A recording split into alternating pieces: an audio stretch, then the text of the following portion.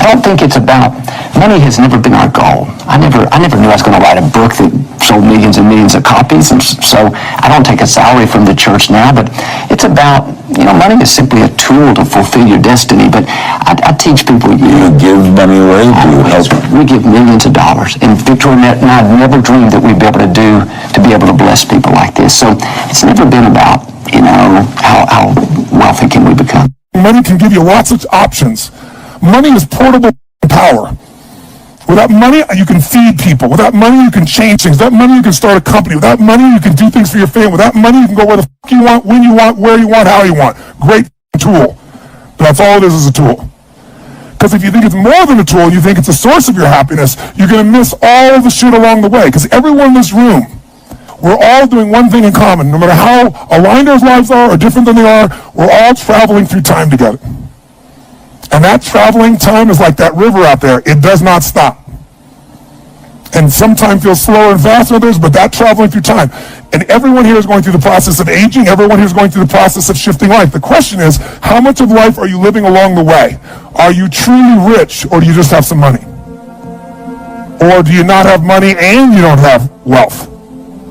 I know people have money who are very poor. I know people have lots of money that are very rich. The difference is how they are in their relationships, how they are in their sense of spirit, how they are in capturing the moments. So you have to decide right now to be rich, not when you get to a certain number. You got to decide right now, I'm a wealthy mother, or whatever appropriate language would be for you. But when you operate from you're already beyond, you're not trying to get beyond the scarcity. If you're always operating in scarcity, I got to try to get somewhere, that's bullshit. I'm here, and there's the mountain I'm taking next. That's very different than I'm going to try to get to that place when I can finally be enough, certain enough, happy enough, free enough, excited enough. And the truth is, when most of the things you get to where they are, it's nothing like you thought it was going to be. Who's achieved some huge goal, you got it, you're excited, and then for how long? Who can think of a goal that you just pushed for, you got it, and you really were excited about it? How long did that feeling last for that situation? How long? A minute? Seconds? A month? Who can remember something that you really were excited about, and within 6 months to a year max, you were taking it for granted? Let me see your hands. That's the way the human brain works. That's the way the mind works. The heart doesn't work that way. The heart, when it's there, it doesn't forget. It's one thing that's going to make you wealthy. It's turning your expectation into appreciation. That's the day you become wealthy. The day you trade expectation for appreciation is the day you become wealthy. Because as long as you're expecting things, you're going to be disappointed. You're expecting people to be a certain way. They're not going to be. If the only time you're happy is when they all act and behave a certain way, you're not going to be happy very much. Or if you're happy, it'll be for a short period of time. You expect your spouse to be a certain way. You expect your kids to be a certain way. You expect your coworkers to be a certain way. You expect yourself to be a certain way. How about appreciation? That's the game. Because if you can appreciate the littlest things, you got gifts that nobody else has. So the first place to be wealthy is psychologically, emotionally, and spiritually.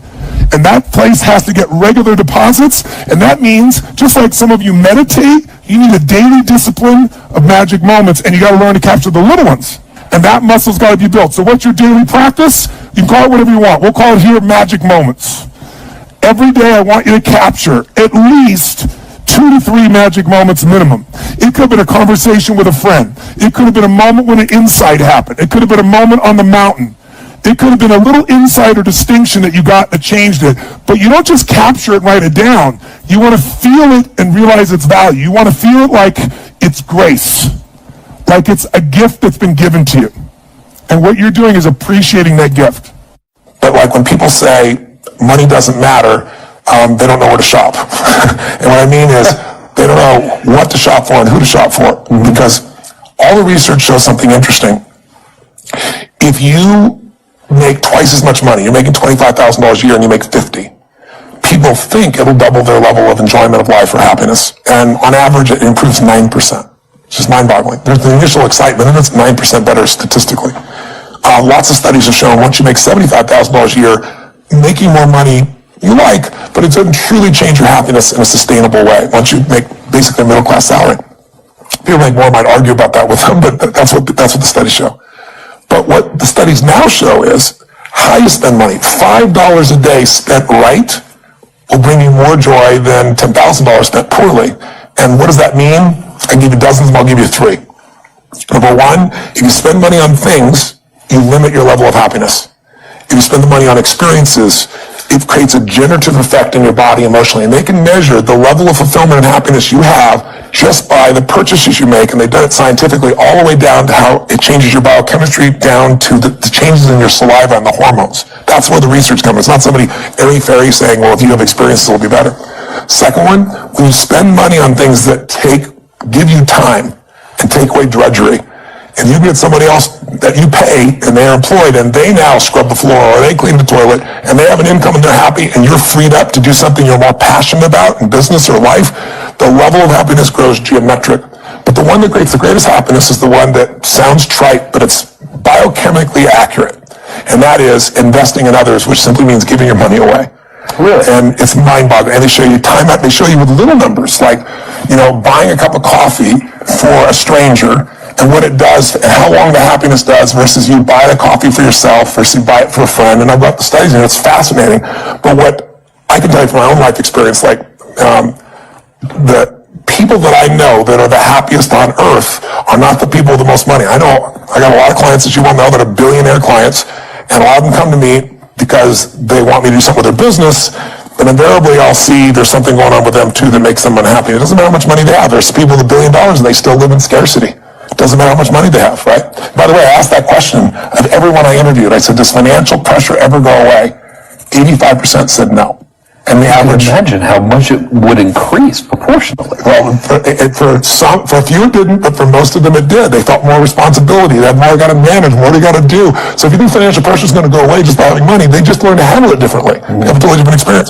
But I'm juiced about people seeing how they can use the money that makes joy happen. Like, I love to do things where it's a total surprise. I remember when I had very little money, I was just getting started. I grew up in a very tough environment, and my mom always loved the ocean, and we lived in the San Gabriel Valley of LA where they had smog alerts and you couldn't go outside for a couple of days. It was horrible.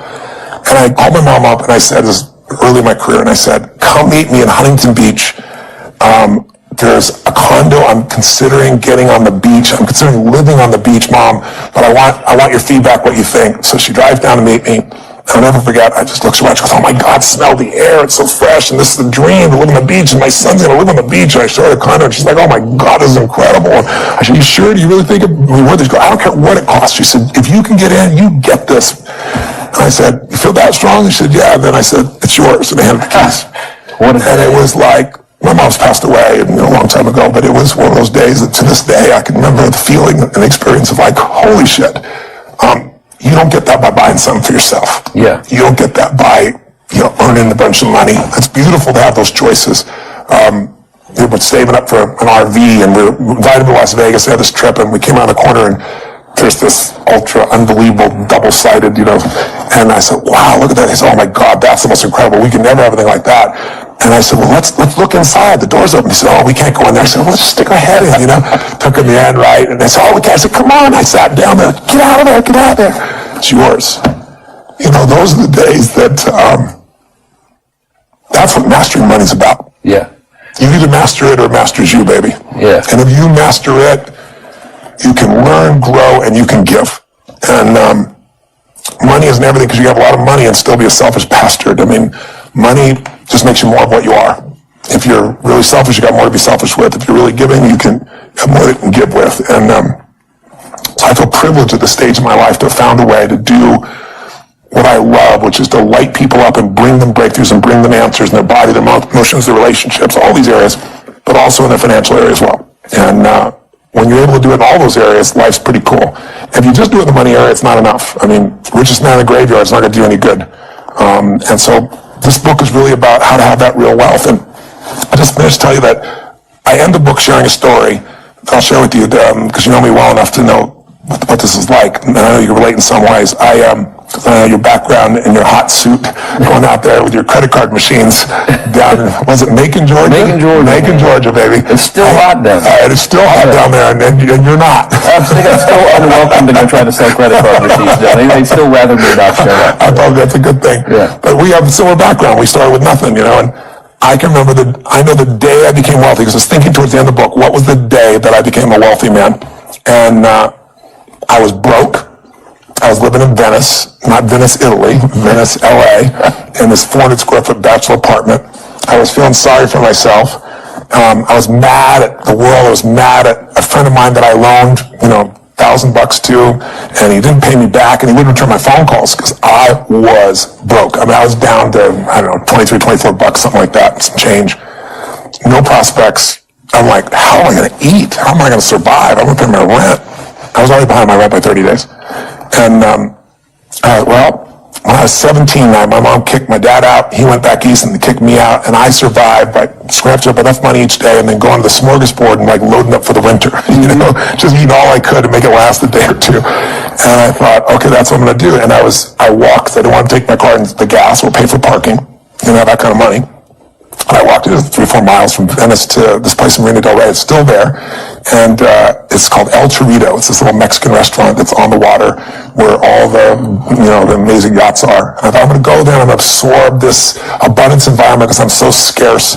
And I'm going to eat all I can possibly eat for $5.95 with this tacos and salad. Incredibly healthy, energizing. Of course, totally energizing. Like something I can go have a good sleep afterwards and forget all this, right? And I went in and I loaded up for winter and I ate all the stuff and I'm looking out there and it was a beautiful day and it was gorgeous. And so I got to go pay, and as I got to go pay, in the front door walks this little boy, probably 8 years old, and 7, 8 years old. And he was dressed in a suit, and he's just like, kind of demure like you right now. Anything I'm certainly demure, as you well know. As I well know. But sincerely, he was just really, I don't know, there was something about this kid. He had this air about him, and he opened the door for his mother, and he pulled the chair out for her.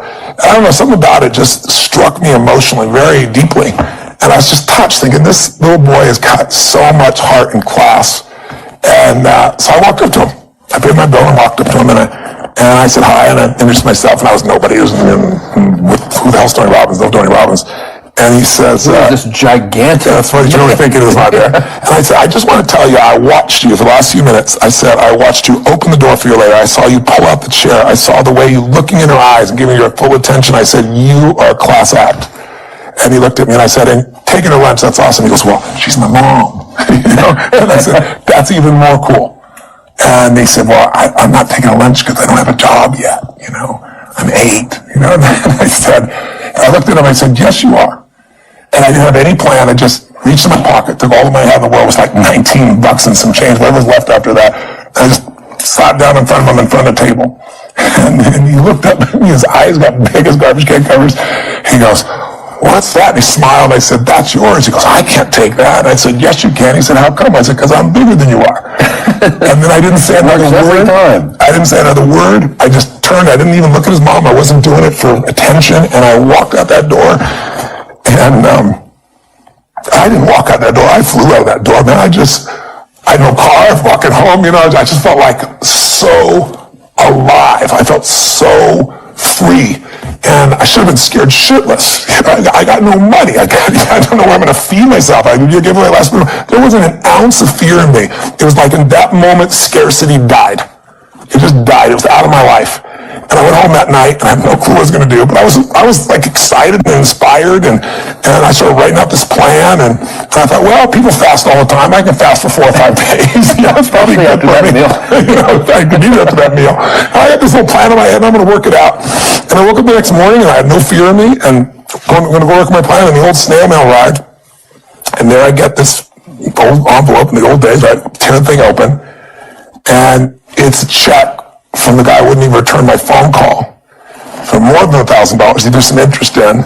And, $1,200 in those days would cover my butt for 2 weeks to a month, right? It was like, and I started to cry. And I'll never forget, I was thinking to myself, what does this mean? And I decided that meant that I was being rewarded for doing what's right, by not operating out of scarcity and fear, it was spontaneous, it was authentic, it felt right, and I did what felt right, and I was rewarded, and I believed in my mind, I still believe to this day, it may not be true, but that was grace. And so from that day forward, it was just do more, give more, share more, create more, and what you need will be there. It's like air. You don't stop to think about when you take a breath whether it'll be there or not. It's always going to be there. Yeah. You just got to do your part. So I'm emotional about it, because even though it's been decades and decades since that day. Well, look what the guiding principle has created. And that's what I say. I look at my life today and the millions of people I've had a chance to serve and be a part of, and who my friends are, and the life I get to live my life with today. It's just the rewards, the karma, if you would, corny as it may sound. And so, for me today, just recently, I was thinking about it, it's probably why I'm so emotional. I was thinking about where this journey began for me, my desire to serve. Every day before I get on stage, I want to do this thing to whip myself into a peak state, and then my last words are, use me, Lord. That's my prayer. And every day my goal is to be a blessing in people's lives. And I've written a book that when I was done, I'm probably feeling that too. It's a 4-year journey. It's the best of what I've found on the face of the earth. And I know anybody picks it up who's sincere and just even applies a small portion of it, their life will be altered. And it'll be altered for the better. And that karma continues. And I also know part of this is, up front. I'm not waiting for a book to sell. I didn't do some feeding promotion. I wrote a check for 55 million people to be fed, which, since I couldn't even feed myself back then, feels pretty unbelievable. And I know I've done my part. I also know grace has been a part of that. And for that, I'm grateful. Well, we're all grateful for you. Speaking of that, Yes. a lot of people are going to see this. Yes. And if you remember the one that we did last time, Yes. I got letters from it, we got letters from it, and there would be that one person. They say, I watched the video when I was in this condition, and then you said that one thing. Yeah. And then I applied it. Yeah. And things turned around for me. And I'm wondering if you could think about who that person is and tell them that one thing right now, what would it be? It's a great question. There's so much to pull from. But at my core, my mom wanted me to be a truck driver, because that would mean I'd make $24,000 a year if I went to Truck Masters, and that would be twice what my father made. And she thought that would happen, but something inside of me said, I don't want to drive a truck. There's something else that matters more to me, and I decided I was not going to go for money instead of passion. And the rewards have been pretty amazingly better than being a truck driver. It's not bad being a truck driver, it's just not what I was after. And I look back, and one of the things that helped me was my original teacher, Jim Rohn, who was a personal development speaker. I went to hear when I was 17. He said something the first time I heard him, and he said, it's really simple. If you want life to change, you got to change. If you want life to be better, you've got to get better. It's the only way it happens. And luck will show up for people and it'll leave them. But if you're constantly improving who you are and what you give, game over. And he also told me something about economics that I never forgot. He said, economics is really simple. The world really is simple. If you will find a way to add more value to other people's lives than anybody else does, then you'll never have to worry about that area of your life. And if you look at it, most of us don't realize you can add a lot of value and be a school teacher and add enormous value, and unfortunately in our society you won't get paid well. But as I show in the book, if you add value to more people, instead of 30 children, there's a school teacher in there that makes $2 million a year. And he does it with the web, and he does it by coaching. He's from Japan, and it's quite extraordinary. So if you do want to earn more, adding value, there's a way. You can also add value and make no money. You can also add value and give it away, and you still earn more. It's like the joy that we get from that giving that we talked about. Of all things we talked about, the things that brought me to tears is thinking about how far it's come and all that's come in the life from that day when I did what's right. And the other time I've been in tears is thinking about, what I did for my mom and things of that nature. Those ultimate rewards come from giving. So if you work at McDonald's, there's nothing wrong with it, but the reason you make $7.25 an hour is lots of people can do that. Mm-hmm. If you're David Tepper, last year he made $3.5 billion. I'm not saying that should be aspirational for you, but it's because he found a way to do something nobody else did last year, which is get a 42% return. You find a way to add more value. If you can figure out what you're most passionate about, find a way to do it in a way that adds more value to more people, then economics will never be a question for you. But more important, you'll be wealthy because you'll know that you're a giver, not a taker in this world. And I think putting ourselves in that position is maybe the greatest gift we can give ourselves and everybody else. Well, I think you've certainly given a lot with this book. I mean, it's a hell of a thing. Girls. 4 years. Yeah, it's 4 years. I've kind of been along for the journey. What's going on? I'm writing this book. I'm on page 7. It has taken me forever to get to page 7. Then a year later, it's about 100 pages in, 3,000 hours. So, guys, read it. I'm pretty sure that it's safe to say that their purchase is not going to really make a significant difference in your life. No, I'm not getting any money from it at all. Not a penny. Yeah, we're not in the book selling business. Not even slightly. No. In terms of, but their investment will not only change themselves, but I'm feeding 50, if you sell 1 million copies, which is the average what I've done in the past, then there'll be 50 people fed just by you getting this book. So not only do you benefit, but other people benefit as well, which is a pretty cool thing. Can't go wrong. Empower yourself, empower other people. Do good things. You will be rewarded. Thanks for doing the interview, man. It's been a pleasure. It's been great to see you and be with you again. Yeah.